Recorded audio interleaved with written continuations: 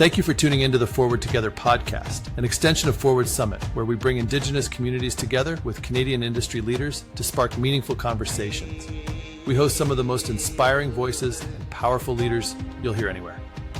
And now, those conversations continue year-round, right here on the podcast. I'm your host, Rod Miller, and I have the privilege of sitting down with these incredible guests, sharing their teachings, their stories, and their vision for advancing Indigenous prosperity and building a stronger Canadian economy for all. This is the Forward Together podcast, because the path to a stronger Canada is one we walk together.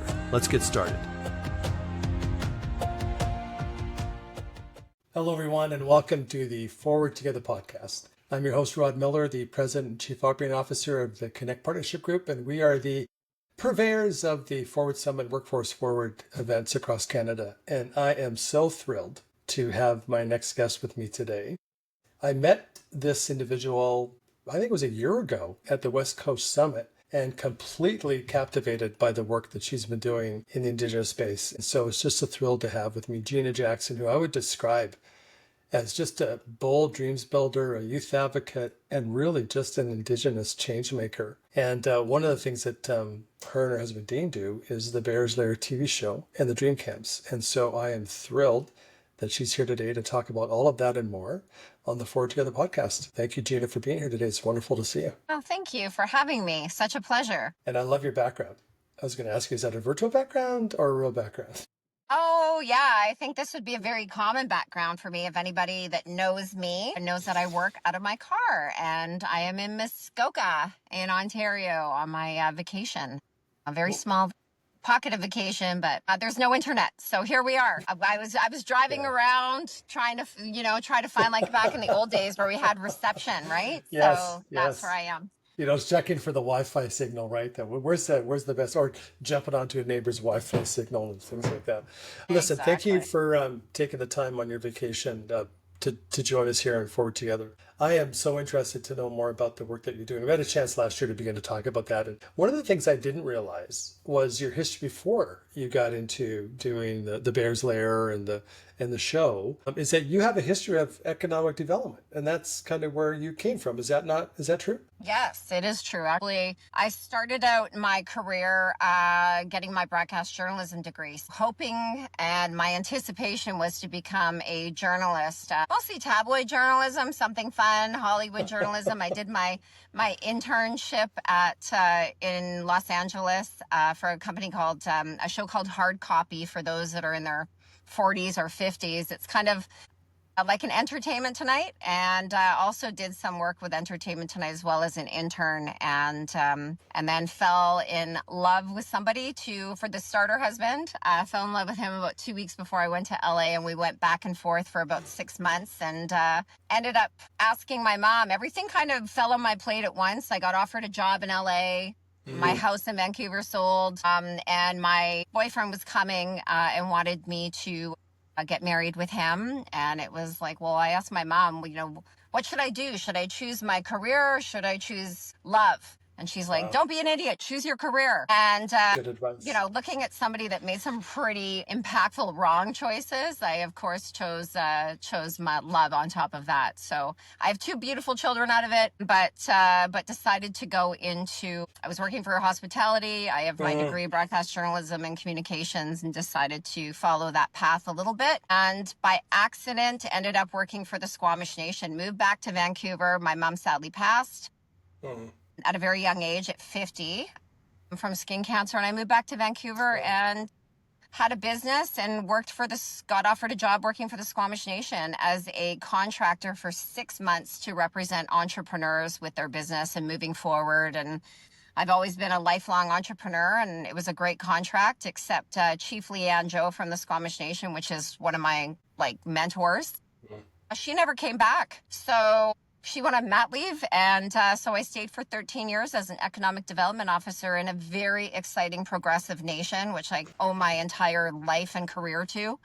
That got me a chance to come back and relate back to my Indigenous culture. As you can see, I'm of mixed heritage. And brought me really back to my culture and to my roots, and my love for and passion for entrepreneurism and helping other people pursue their dreams. So I didn't know that history of you. That's very, very interesting. So you've had this kind of media entrepreneurship part of you for a very, very, very long time. It's not something that just kind of happened after the economic development role. It was something that's been kind of ingrained in you for a very long time. It came full circle, right? It's like one of Yeah. those, and again, I'm aging myself with my age demographic and my colleagues, but a lot of us back when we went to university or college, we got our Bachelor of Arts, right? What does that mean? Yes. Yes. And I got my broadcast journalism, and I just look back and I'm like, when am I ever going to use this? It's just one of those degrees that you're kind of like, meh. And when I pitched the show to APTN, they said, be nice if you had some journalism background at all. And I was just like, oh, wait a second. Blow off that dust from 30 years ago. I'm like, I knew this would come into some play. So all is not lost if you feel like you got some degree or something. But all is not lost. It'll come full circle. And when I got my broadcast journalism degree, I grew up in a very tumultuous life, and it was I was doing it for the wrong reasons. I was doing it because I wanted to be on TV. I was doing it because I was doing something for me.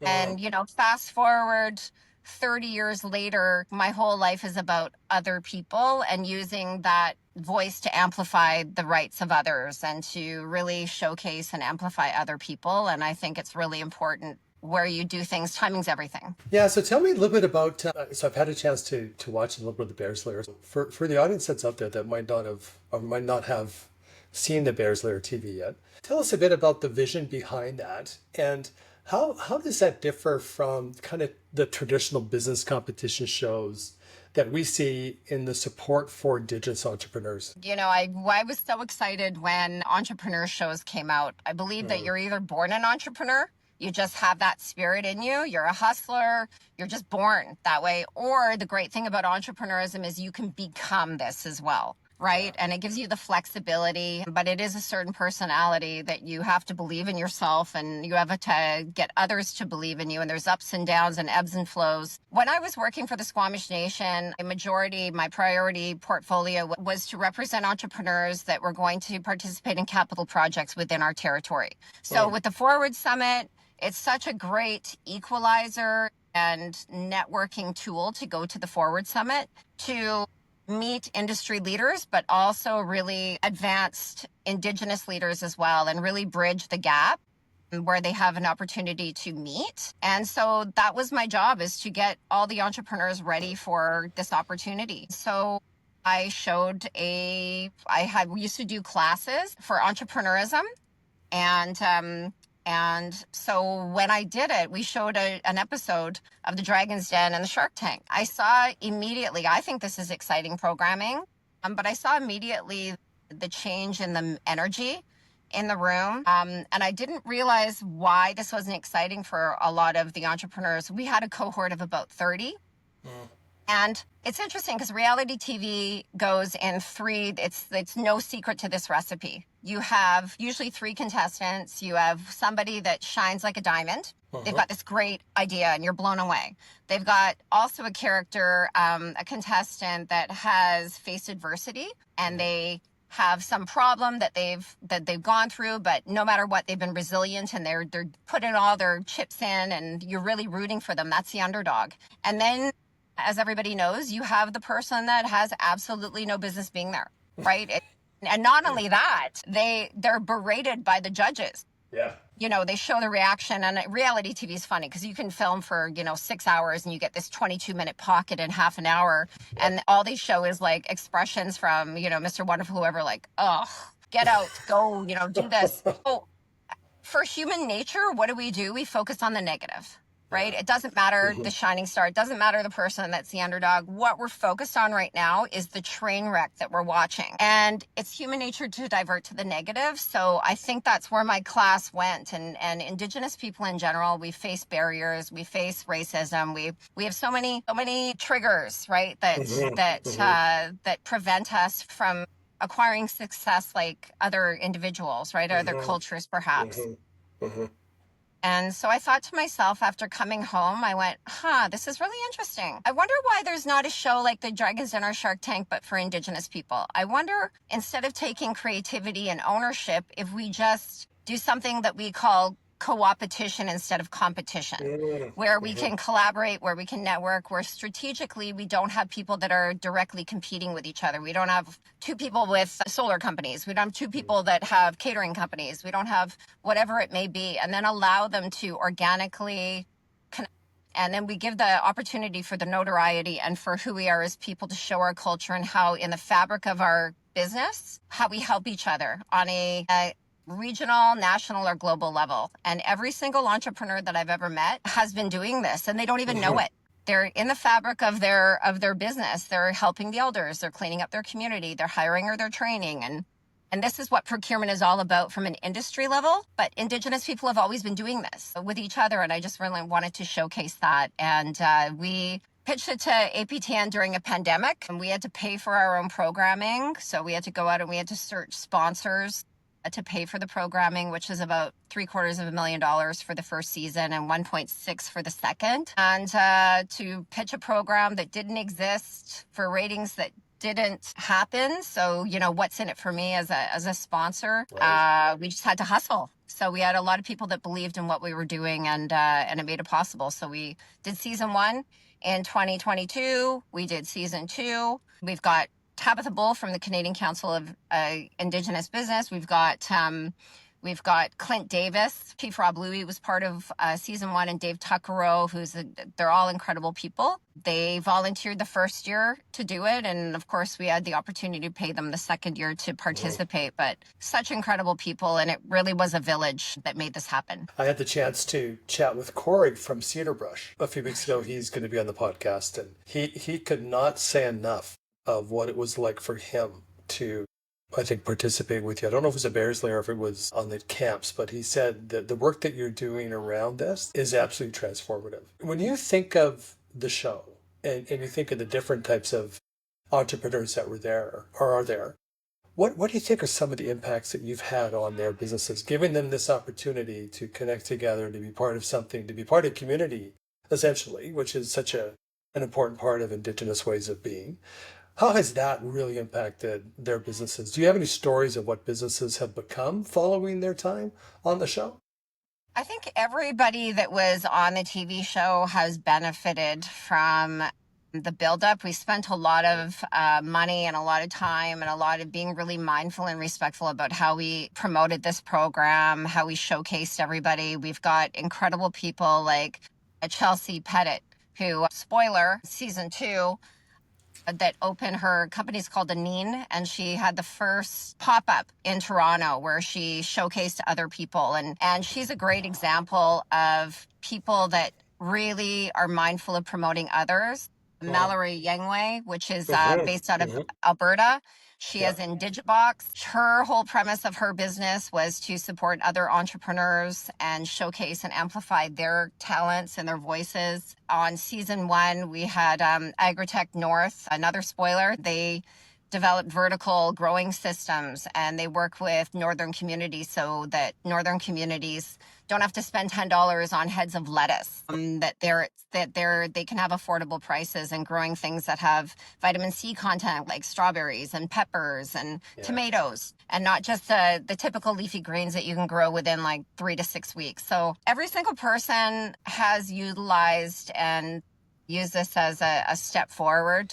It was all out of love. Like the first season we filmed at my brother's shop in North Vancouver. Said we were going to use it for 4 days, and it was more like 3 weeks. We had a crew of 40. It was during a pandemic. We got swabbed in and out. There was no plan B. I thought to myself, oh my God, I haven't even thought about if like the judges and I get COVID. And it was such an unknown time. And then the second season, we started to get some legs and we got a movie studio, but it was a writer's strike. I'm waiting for season 3. Maybe there's going to be a tsunami or something, but we're used to working with some sort of crazy thing going on in the industry or the world. So, but I think it really amplified. And not only that, the most important thing about the programming was the connection amongst the entrepreneurs and their lifelong connection to each other.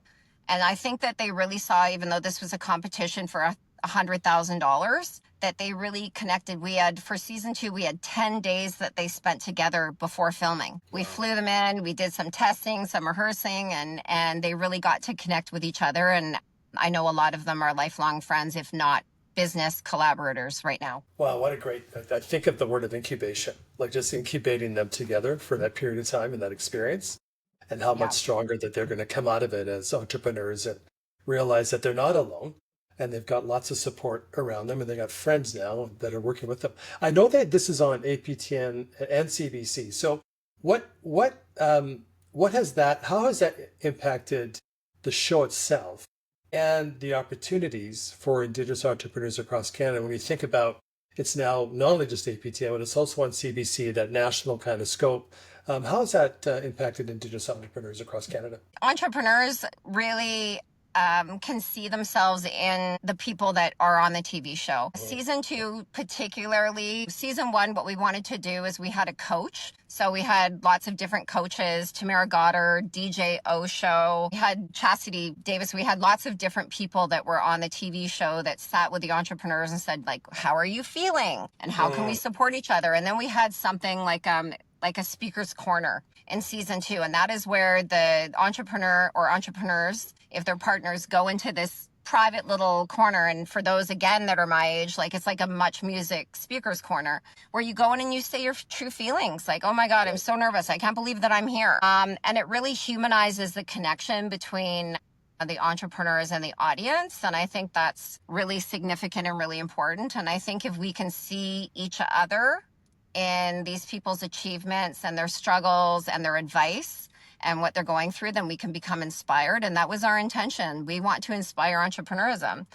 Indigenous entrepreneurism is growing 9 times faster than any other demographic in Canada. There's many reasons for that. We want to stay where we are. We want to stay within community, right? We get the tax benefits of staying in community. Technology is increasing so that we can sell from our house, and we don't even have to have a warehouse. We can go from A to B. And there's lots of different people that are interested and that are watching and that want to help. And I always think that my aunties, my uncles, my grandparents, my great-grandparents have not struggled in vain to be in a point right now where we have opportunities. I mean, I'm 55. I don't know if there's older women opportunities, but I do know that there's youth opportunities right now for, under 30. There's female entrepreneurs. There's LGBTQ. There's tons of entrepreneur opportunities for every different sector of your business, whether it's innovation and technology or hospitality or tourism or whatever it may be. There are grants available and there are experts in the field that just want to help and do the right thing. And it's not about reconciliation or reconciliation. It's just about doing the right thing. And people want to help. We think as entrepreneurs that we have to do this by ourselves. We're too proud and we have to wear all of these hats. We don't. There's a book called Who Not How, and it's by a gentleman by the name of Dan Sullivan. And if you've ever read any like self-help books or get your business ready books, this is the one for you. And it's basically, how to do what you're doing, but you need the who's to make it to the next level. Well, I think what I'm going to do is make sure we get that into the blurb of this podcast episode so that people can track down that book as well too. I just think the innovation and creativity behind this that is a catalyst for Indigenous entrepreneurship is huge and significant. Can you share with me how did the Bears Lair Dream Camps, did that come out of this idea, or was that something completely separate? Because when I think of entrepreneurship, I also think of young people, like you just said, right? It's high school, it's post-secondary age, whatever that looks like. Really being able to drive their lives with entrepreneurship. Tell us about the Bears Lair Dream Camps, because I'm very curious about that as well. For sure. So when I was working as the economic development officer and the small business officer for the Squamish Nation, we used to have adult camps at the Aboriginal Best program. And great instructors, Kristen Kozabek and Flavio Caron, were working for the Aboriginal Best program. We would have these entrepreneur trainings. And what do we do to get bums in seats? We get the best caterer, and then we have some daycare, right? And what we found was kids that were participating in the class, sitting beside their parents and participating, like helping an 8-year-old helping us with a PowerPoint. 3rd class in, does anyone remember what target market is? Kids start raising up their hands. They're the only ones that are raising their hands. And I just thought You know what? This is a great opportunity. 50% of Indigenous youth across Canada are under the age of 25, and the majority of that percentage is 14 to 18 years old. So half of Canada is under 25 if you are Indigenous. And so these are the leaders of tomorrow. Yeah. These are the these are the kids that are going to be impacting decisions that aren't only going to affect their own communities, but Canada in general and how we have Indigenous relations. So wanted to create something that emulated the Bears Lair. But also the Bears Lair gave us credibility of going into community and knowing that we're the real deal. Right. And that we are there for the right reasons. So created the kids camp based on a camp that we did for the Squamish Nation in 2015 and then emulated it so it reflected the TV show. So choose a business, choose a name, what you're going to sell, where you're going to sell it, core values, motto, logo, mission statement, target market, marketing plan. So Geena, you have done so much for entrepreneurs across Canada with the Bears Lair, a TV show. I wanted to ask a bit about the Bears Lair Dream Camps. Was that something that kind of came out of the Bears Lair experience? And it's really directed towards Indigenous youth. Can you talk about the Bears Lair Dream Camps and how that impacts Indigenous youth and entrepreneurship? Well, thank you for that question. We wanted to create something, and I don't know if a lot of people know this, but 50% of Indigenous youth across Canada are under the age of 25. The majority of those youth are 14 to 18 years old. Half of the Indigenous population all over Canada and like community to community, province to province are under the age of 25. The pocket is 14 to 18. These are the kids that are going to be making impactful decisions that don't only affect their own communities, but also our relationships, what Indigenous relations is. And so what we wanted to do is we wanted to take the core values of the show, which is co-opetition, which is positive engagement, and just elevating and inspiring and educating each other and taking it to nations across Canada. So this is a national kids camp, and we've been to the Yukon, Manitoba, Saskatchewan, Alberta, BC, Ontario. We're going to be going to the Northwest Territories. We are a nonprofit society that we just started in January. And we're going to be going, now we've got a French speaking team that is going to be developed and trained so that we can hit one of the 51 First Nation communities that are speaking French and foremost for their first language. So we can move this at a total national level. We go into community because the biggest barrier for Indigenous youth is getting out of their comfort zone. Right? Their comfort zone is usually their phones. It's their house. It's their community. And really showing them we're non-trauma informed education. We're not talking about what happened, although that's a big thing. We've got to recognize that the reason why I have these opportunities is because of our grandparents and our great grandparents or aunties or uncles and everything that they have gone through, so that we can really talk about reconciliation or reconciliation in a way that we see opportunities for kids, because there is no ceiling. These kids have every resource in the entire world and they have everyone to support it. And we just want them to know that they do. But we go into community. It's over 3 days. We teach the kids. And it's not just during the summer, spring break. We do it on Friday, Saturday, Sunday, and Monday. Kids don't miss school on Friday, don't miss school on Monday. It's not an overnight camp. We think we should call it camp instead of workshop or conference because we think that's more appropriate for kids. It makes it seem like it's fun. And it is fun. But we teach the kids the fundamentals of business. Choose a name, what you're going to sell, where you're going to sell it, define your core values, develop a mission statement, develop a motto, develop a logo, see who your target market is, develop a marketing plan for that target market that you've determined, startup costs, operational costs, how many goods or units you have to sell to make a profit. And then what's a profit? We determine roles: chief executive officer, CFO, COO, director of social impact, president of marketing. And then we get the kids to do a Bears Lair pitch at the very end in a really safe, encouraging space. We go to the kids community. So and we have community leaders. We open with an elder. We close with an elder. We have a celebratory graduation ceremony where we invite parents, friends, family, sponsors, community champions. And we usually have about 100 to 150 people attend to celebrate the achievements that the kids have achieved during these 3 days on their weekend or on their summer vacation or spring break. And in Indigenous communities, we only get together for 2 reasons as a community. And if there's anyone Indigenous or is a colleague to our Indigenous people, we only get together for 2 reasons: funerals and AGMs, right? We're sad or we're mad. Right. That is it. sad or mad. And what this really does is it gives the opportunity for the community to get together in a celebratory, pride-filled engagement community gathering where we can see the achievements of the kids, where we can see the social confidence. We teach public speaking. We teach eye contact. We teach social confidence. We teach financial literacy. We teach media training. We teach negotiations.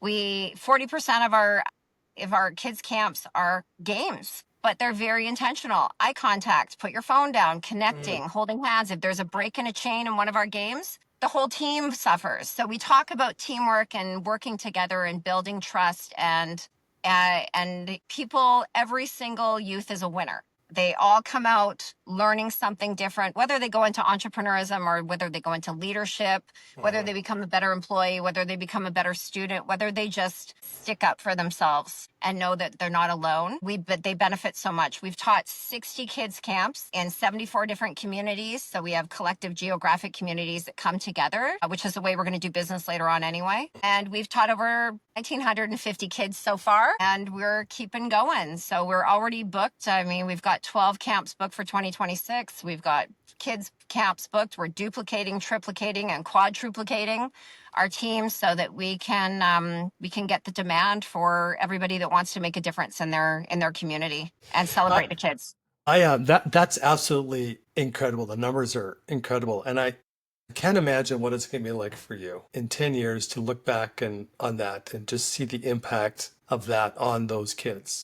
I mean, I imagine that for a lot of those kids, this is a catalyst for them. It's an opportunity to pursue the dream. It's an opportunity to feel connected and supported on what they've identified as whether they want to be a leader in a company or they want to lead their own organization or whatever it is they want to do, bring their idea to life. I can't imagine what's going to be like for you in 10 years when you start hearing all the stories of what they've become. And you know what?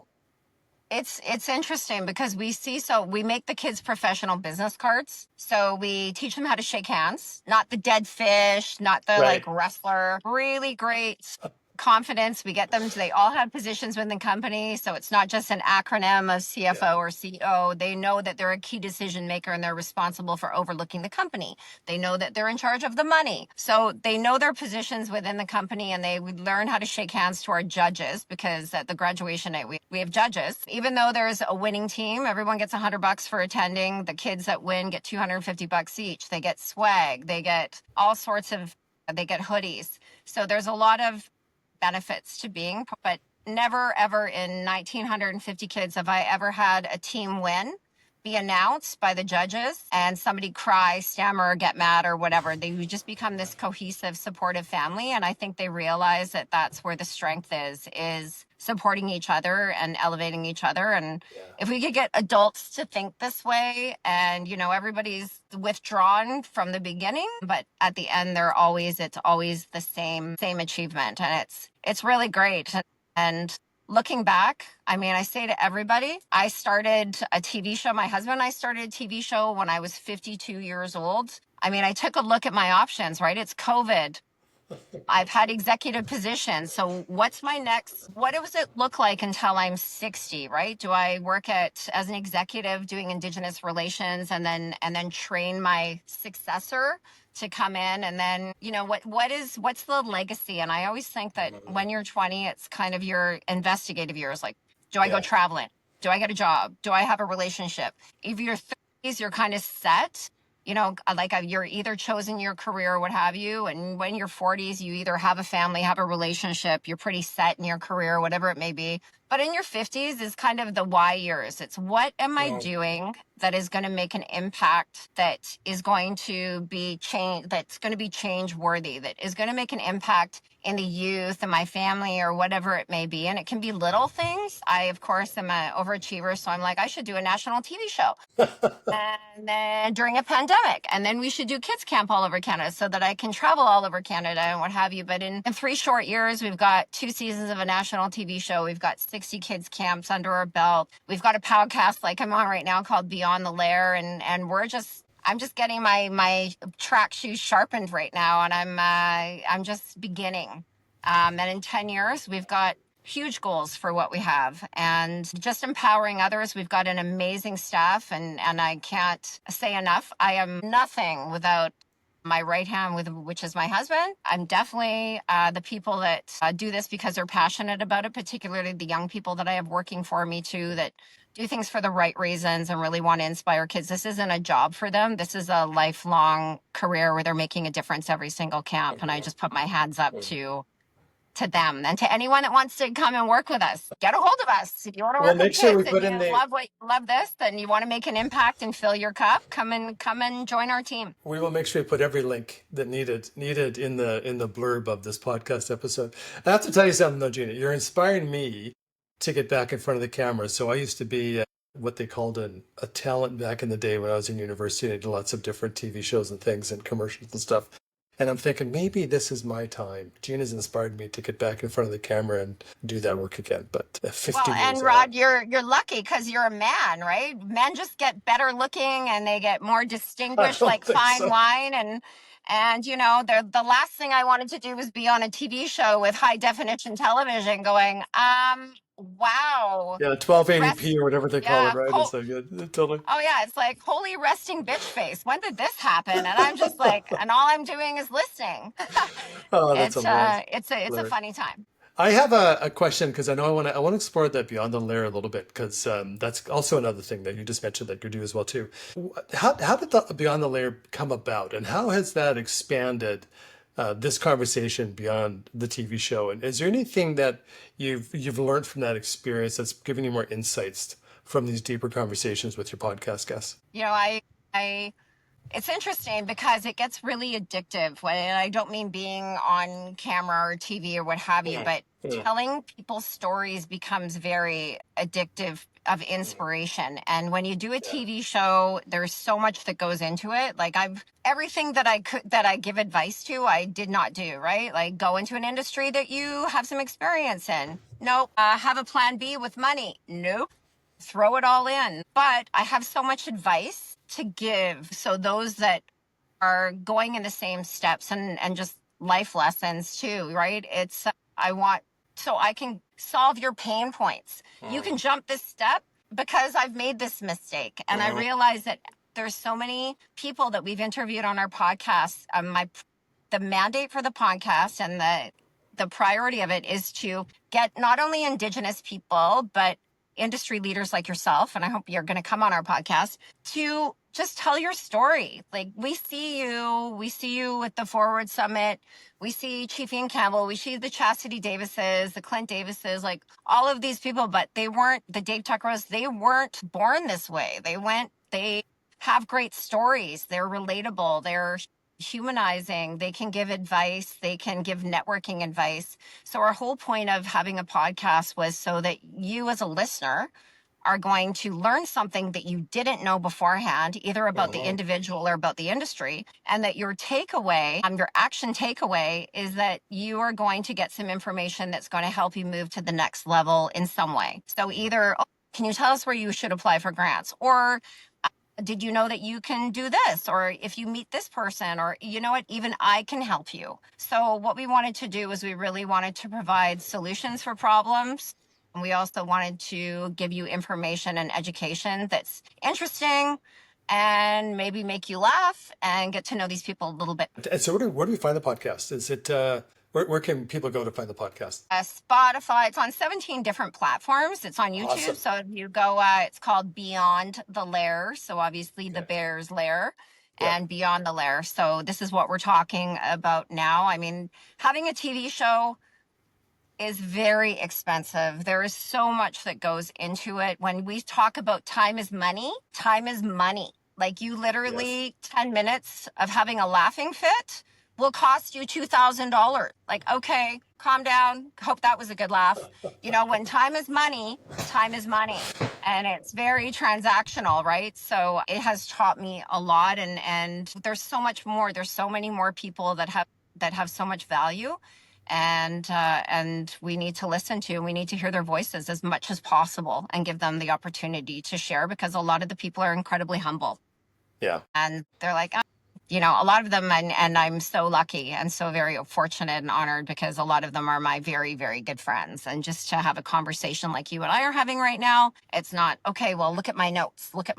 This is just a conversation among friends. And I think that's really real. important. Yeah, it's real. So I'm going to ask you a question as we come to the end of our time together today. And I know there's so much more we could explore in a part 2 and a part 3, but looking ahead 5 years from now, when you're looking back on what you've created, what do you hope to see? What do you want to see in the next 5 years happen with all of it that you're doing? In 5 years, I would like the Bears Lair to be the kids camps for sure, to be the national success that I'm seeing it become right now. It's every dream is achievable, but I'm a planning person. I've got my vision board. We want to amplify voices. I've got 2 other TV shows that you will be seeing in the next 5 years for sure. One, which is going to be super fun. And just keep going. I mean, my husband wants to surf and kind of slow down and enjoy his life. And I'm just like I mentioned, I'm sharpening up my spikes on my track shoes. And I'm like, let's do this. Creating a balance and empowering others to take the reign. And, when you have something and you create it, you think that you are the only one that can do this. Mm-hmm. And I'm look forward to empowering others that are like-minded like myself, maybe have as much energy, but for maybe more longer term than me. I don't see myself coaching camps at 80 years old, but I hope to really I do, see a lot of people. To be honest, I do. Yeah. And my hope is my biggest hope is that one day I have a youth that has, because we make them 10 business cards each at the end of the camps, chief executive officer, chief financial officer. I hope that one day in 5 years or 10 years, I do have somebody that's a leader that comes up to me with their business card and says, guess what? I am. Oh, amazing. Yeah. That would be absolutely incredible. Geena, I just want to take a moment to thank you. You are an inspiration and you're a catalyst for change. And I've loved getting to know you, and I've loved watching the journey of you and Dean and the things that you work on. And I know you're on your holidays, and I know that you're ready to kind of wind down for a little bit of time before you get to the next thing. But I just want to take a moment to thank you for joining us on the Forward Together podcast today. And I can't wait to have a further conversation when I see you at Forward Summit. Thank you so much for being here today. Absolutely. And thank you for all the great work that you're doing. You're really amplifying Indigenous voices and industry leaders to come together and providing a place at the Forward Summit where you can get together. And I can't say enough about your program or the conference. I think it's probably, I went to the one in Alberta last year, and it was probably the best conference that I've been to for networking and getting to know people, and just such quality individuals that run it that really care. And I just put my hands up to everything that you're doing and helping us amplify our voices and have that connection. Awesome, Geena. Thank you so much. I'm going to let the team know that as well, too, because they're the ones who do all the work. I do nothing other than sit on a podcast. I don't know about that. You're super humble. I know you do a lot. Thank you, Geena. So good to see you. Thank you very much. Take care. Thank you for joining us on the Forward Together podcast. These conversations share the voices, stories, and teachings that are shaping Indigenous prosperity and strengthening Canada's economy. Be sure to subscribe so you never miss an episode. And if your company would like to support and amplify these important conversations, connect with our media partner, the Davis Media Company, publisher of Forward Magazine, to explore sponsorship opportunities. And of course, the best way to experience these conversations is in person. Join us at Forward Summit, where Indigenous communities and industry leaders come together to build relationships, share knowledge, and create lasting partnerships. It's an incredible opportunity to learn, to listen, and to be part of Canada's journey toward a stronger, more inclusive economy. Let's keep listening, learning, and walking this path forward together.